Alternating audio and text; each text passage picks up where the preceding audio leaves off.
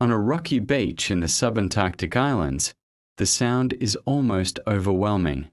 Thousands of voices blend together in a cacophony of barks, growls, and bleats that echo off the surrounding cliffs. This is a breeding colony of Antarctic fur seals, and it's a scene of chaos, competition, and survival. Unlike the Weddell seals that remain peacefully beneath Antarctic ice year-round, fur seals are creatures of drama and intensity, living lives marked by fierce territorial battles demanding journeys and one of the most extreme examples of sexual dimorphism in the entire animal kingdom. These are not the gentle, round seals we've encountered before. Antarctic fur seals are smaller, more agile, and covered in dense fur rather than the smooth pelage of true seals. They're eared seals, or otariids, more closely related to sea lions than to their Weddell seal neighbors.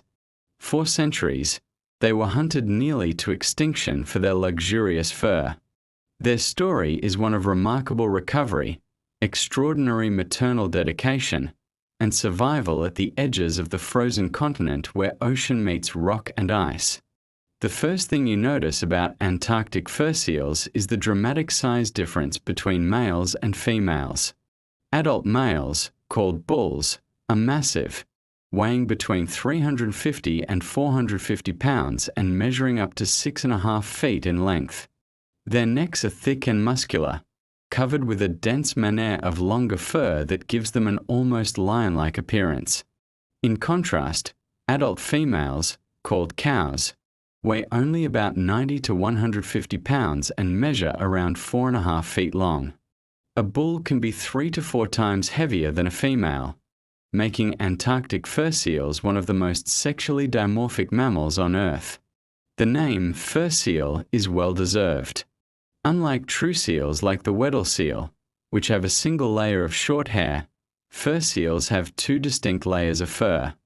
The outer layer consists of longer guard hairs that provide some water resistance, but it's the inner layer that makes their coat remarkable. This underfur is incredibly dense, with about 50,000 hairs per square centimeter in some areas. That's denser than the fur of almost any other mammal. This thick underfur traps air, providing both insulation and buoyancy. When dry, the fur appears dark brown to grey, but when wet, it looks almost black. Their face is pointed with a slightly upturned nose, and unlike true seals, they have small external ear flaps, or pinnae. These external ears are one of the key features that distinguish eared seals from true seals, which have only ear holes. Their eyes are large and dark, adapted for seeing in dim light both above and below water. Long whiskers, or vibrissae, extend from their muzzle, helping them detect movement and navigate in murky water or darkness. Perhaps the most distinctive feature of Antarctic fur seals, particularly the bulls, is their teeth.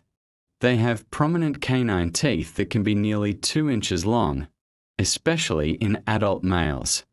These teeth are used as weapons during territorial disputes and mating battles. Bulls display their canines by opening their mouths wide in threat displays, and they don't hesitate to use them in combat. Scarring on bulls' necks and shoulders is common, testament to years of violent encounters with rivals. Their flippers are quite different from those of true seals. The front flippers are long and powerful, and unlike true seals, fur seals can rotate their hind flippers forward, allowing them to walk on land with their body elevated off the ground. This makes them much more mobile on land than true seals, which must drag themselves along on their bellies. Watching a fur seal move on land, you can see the evolutionary link to their terrestrial ancestors. They're surprisingly agile on rocky terrain, capable of climbing steep slopes and navigating boulder fields with relative ease. Each year, from October through December, Antarctic fur seals gather at breeding colonies located on rocky beaches throughout the subantarctic islands. These colonies are found on islands like South Georgia, the South Sandwich Islands, Buvatoya, and various islands in the South Atlantic and Southern Indian Ocean. Some colonies contain just a few hundred individuals, while others, particularly on South Georgia, can number in the hundreds of thousands, creating some of the densest aggregations of marine mammals anywhere on Earth. The bulls arrive first, typically in late October or early November. Their goal is to establish and defend a territory on the beach where females will come to give birth and mate. Prime territories are those closest to the water, as females prefer to haul out in locations where they can quickly access the ocean if threatened. Competition for these territories is fierce and often violent. Bulls confront each other with open-mouthed threat displays, showing their formidable canine teeth and producing deep, rumbling vocalizations. If neither backs down, physical combat ensues. These battles can be brutal. Bulls rear up, lunging at each other with their teeth, aiming for the neck and shoulders. They bite, push, and try to throw their opponent off balance. The thick manner of fur around a bull's neck provides some protection, but wounds are common. Blood flows, skin tears, and exhaustion eventually determines the victor. The loser retreats, often to a less desirable territory further from the water or away from the colony entirely. Some bulls never secure territories at all, spending the breeding season on the periphery, hoping for an opportunity to sneak in and mate when territorial bulls are distracted. Once territories are established, bulls must defend them constantly throughout the breeding season. They cannot leave to feed or even to enter the water to cool off without risking losing their territory to waiting rivals. As a result, territorial bulls fast for 6 to 8 weeks during the peak breeding period, living entirely off their blubber reserves. They can lose up to 30% of their body weight during this time. The physical and energetic cost of holding a territory is enormous, but the reproductive rewards for successful bulls are substantial. Females begin arriving in mid-November, hauling out onto the beaches to give birth. Unlike bulls, which are tied to specific territories, females move around the colony more freely, though they generally remain within the territory of whichever bull controls the area where they haul out. A single bull might have anywhere from a few to dozens of females within his territory at any given time, though the females are not a permanent harem. They come and go as they need to feed, and the composition of females in any territory changes throughout the season. The colony during peak breeding season is a scene of constant activity and noise. Bulls bellow and roar, challenging neighbors and warning off intruders. Females call for their pups. Pups bleat and cry, seeking their mothers among the chaos. The smell of guano, rotting placenta, and thousands of bodies packed together is overpowering. The entire beach seems to vibrate with life, aggression, and reproduction. Within a day or two of arriving at the colony, females give birth to a single pup conceived the previous breeding season.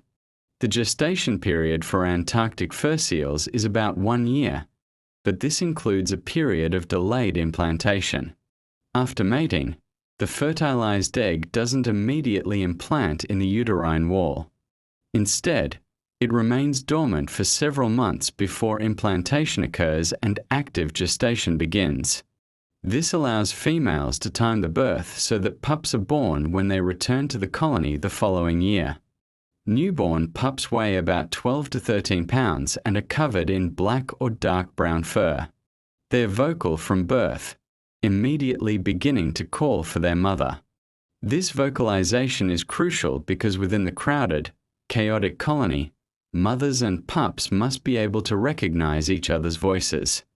With thousands of seals packed onto a small beach, visual identification alone isn't reliable. The bond between mother and pup is established within hours of birth through a combination of smell, sound, and spatial memory. For the first week of the pup's life, the mother stays constantly with her newborn, nursing frequently and allowing the pup to build strength.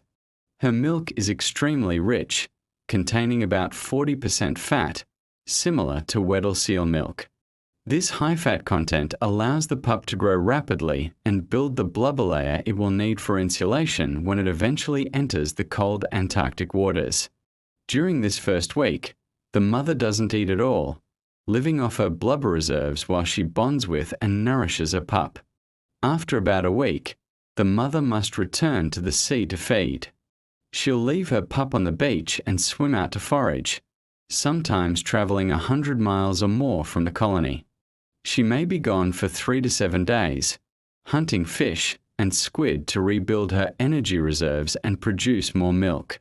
During her absence, the pup must wait, fasting and relying on its blubber reserves.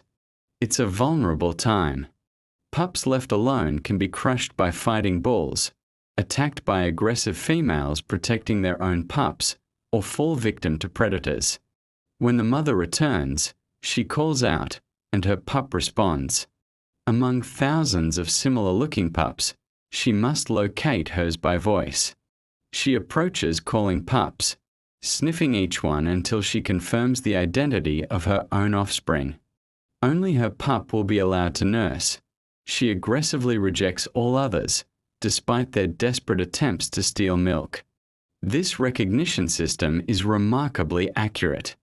Studies show that mothers successfully find and nurse only their own pups with almost no errors, even in colonies of tens of thousands.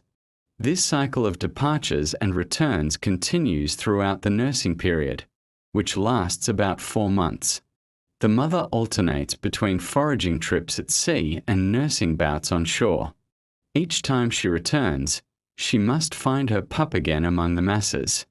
As pups grow older and more mobile, they begin to gather in groups called creches, similar to penguin chicks. However, unlike penguin creches where parents feed only their own chick, fur seal pups in creches are all waiting for their individual mothers to return, each mother-pup pair maintaining their unique bond through vocal recognition. About a week after giving birth, females enter estrus and become ready to mate again. This timing is remarkably consistent. Females essentially spend their entire adult lives in a cycle of pregnancy, birth, nursing, and mating, with another pregnancy beginning just days after the previous one culminates in birth. The territorial bull who controls the area where a female is located will attempt to mate with her. These matings are often forceful, with a much larger bull using his size and strength to prevent the female from leaving.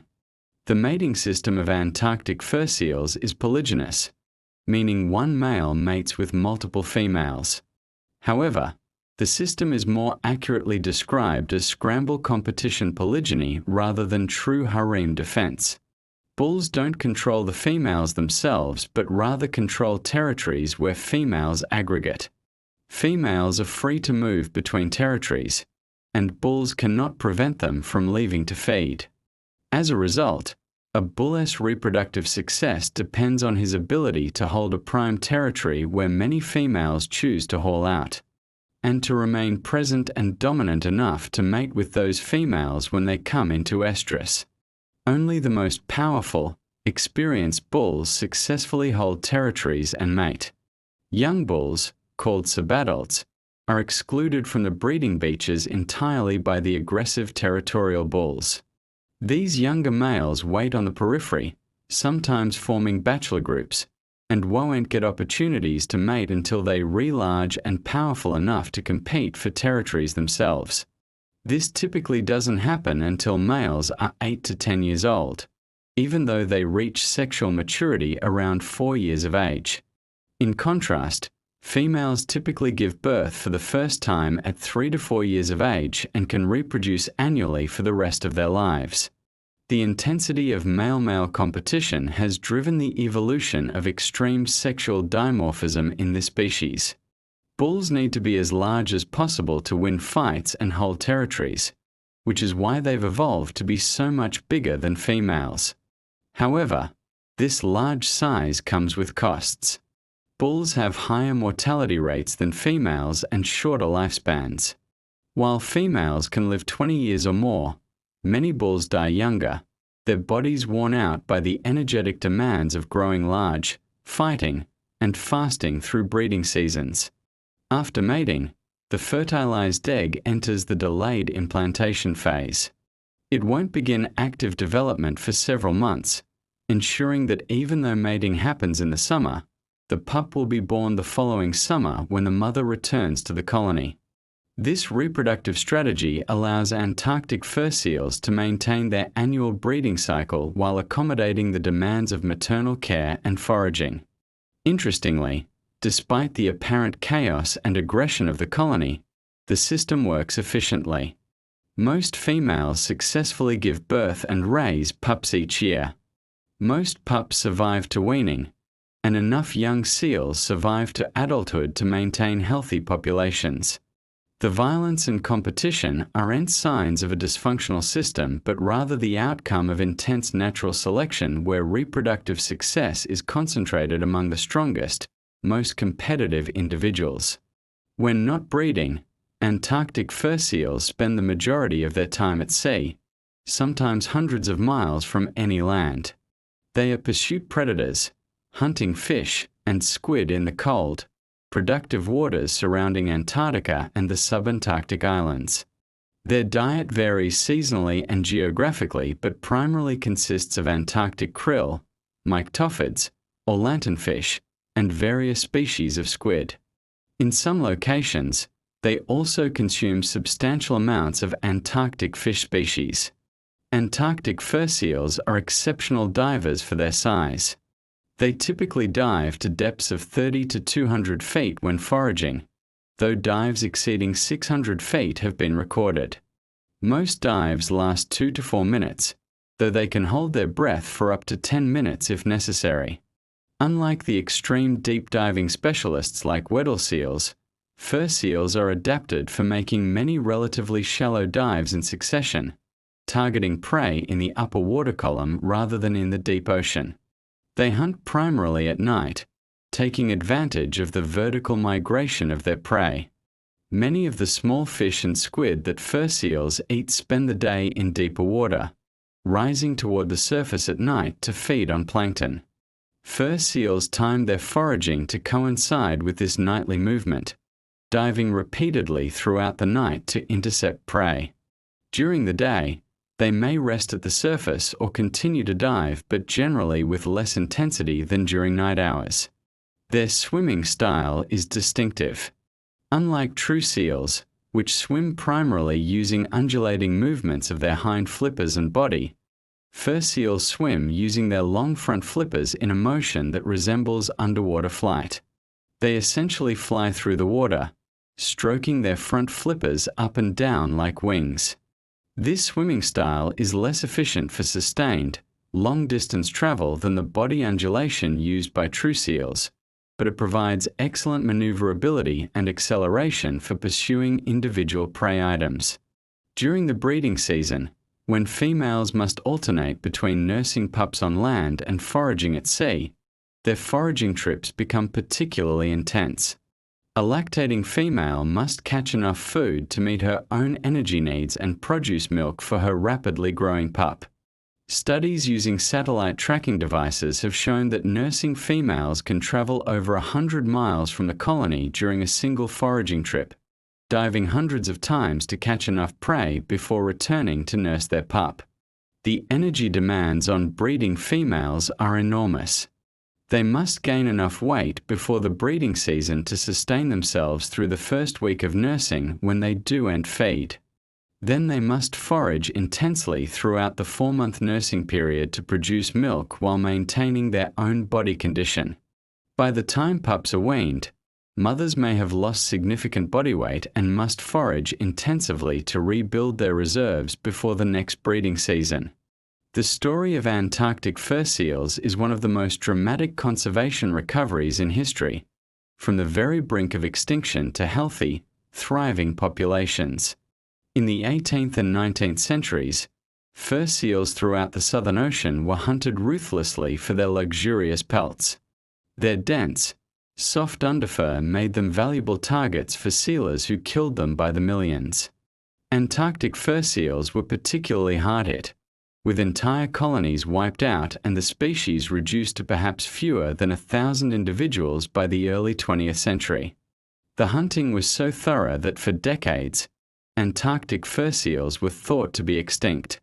A few small populations survived on remote, difficult-to-access islands, but these remnant groups were so small that scientists feared they might not recover.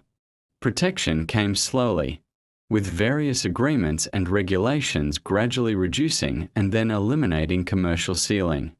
By the mid-20th century, hunting had essentially ceased, and the remaining fur seals began to recover. The recovery has been remarkable. From those few survivors, Antarctic fur seal populations have rebounded to an estimated 4 to 5 million individuals today. The largest populations are found at South Georgia, where hundreds of thousands of seals now breed annually. Other colonies throughout the subantarctic islands have also recovered, though not all former breeding sites have been recolonized. The recovery demonstrates the resilience of wildlife populations when given protection and time to rebuild. However, Antarctic fur seals now face new challenges. Climate change is altering the Southern Ocean ecosystem in fundamental ways. Changes in ocean temperature, currents, and ice coverage affect the distribution and abundance of krill, fish, and squid that fur seals depend on. If prey populations shift or decline, fur seals must travel further to forage, increasing the energy cost of reproduction and potentially reducing breeding success. Some studies have already documented changes in fur seal diet and foraging behavior that may be linked to changing ocean conditions. Commercial fishing is another concern. Antarctic fur seals compete with fisheries for some of the same prey species, particularly krill and various fish. While current fishing levels are generally considered sustainable, increased fishing pressure could impact prey availability for seals. Additionally, fur seals sometimes become entangled in fishing gear, leading to injury or death. As fishing activity increases in the Southern Ocean, these interactions may become more common. Pollution, particularly plastic pollution, affects Antarctic fur seals as it does all marine mammals. Seals can ingest plastic debris, mistaking it for prey, or become entangled in plastic waste, fishing lines, and nets. Even in the remote Southern Ocean, far from major population centers, plastic pollution is increasingly prevalent. Marine debris found on subantarctic beaches includes items from around the world, carried south by ocean currents. Despite these challenges, Antarctic fur seal populations remain healthy and robust. The species is currently listed as least concern by the International Union for Conservation of Nature, reflecting its successful recovery and current population stability. Continued monitoring and protection will be essential to ensure that these remarkable animals, which nearly vanished from the planet, continue to thrive in the waters they've inhabited for millennia. On a rocky beach in the subantarctic, as the southern summer sun hangs low in the sky, a female fur seal barks loudly, calling for her pup among the chaos of the colony. A small voice answers from somewhere in the crowd of bodies. She pushes through the mass of seals, following the sound, until she finds her pup waiting where she left it days ago.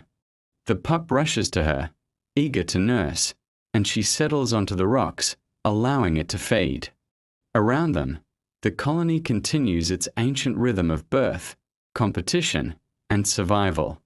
These seals, brought back from the edge of extinction by human protection, now thrive once more in their harsh but bountiful southern home. Their recovery is a reminder that conservation can succeed, that lost populations can return, if we choose to protect them. But the Antarctic ecosystem is vast and complex, with many more stories yet to unfold in this frozen realm at the bottom of the world.